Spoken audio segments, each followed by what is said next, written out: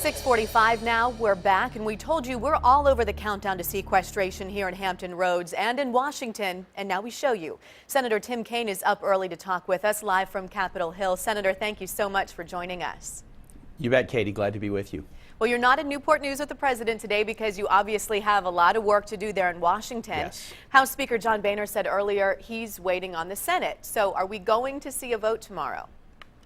You're going to see a vote within the next 48 hours. We have a plan on the table that the Democratic leadership put on the plan before we went to recess that basically finds a year's worth of deficit reduction, the same amount as the sequester, but finds it in a balanced way, targeted cuts rather than across-the-board cuts, and revenues 50-50.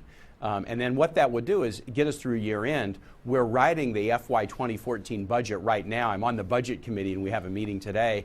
And then what we would do is we do the first year's worth and then let the normal budget process take over. And that's so important. Congress has slipped away from normal budgeting and gotten into gimmicks like sequester. The best way to make these decisions about spending, taxes, and deficit reduction is as part of the normal budget. So we're going to have votes this week, and it is my hope that we're going to be able to find some compromise. We shouldn't give up on that. We have to keep pressing.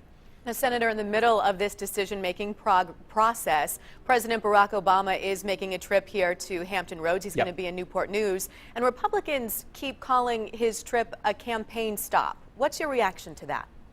I completely disagree. You know, Katie, I was at the shipyard last Tuesday. I came down, and I hope every member of Congress and every senator, you know, goes to a shipyard or a military base or a VA hospital and sees for themselves what the impacts of these cuts will be. So when I was at the shipyard in Newport News last Tuesday, or when I was talking to ship repairers, the smaller ship repairers at a meeting in Portsmouth, I heard about people who are having to issue warn notices to 300 of their 450 employees. At the shipyard, you see what happens when maintenance gets deferred and then the whole schedule for the maintenance over the next few years gets messed up.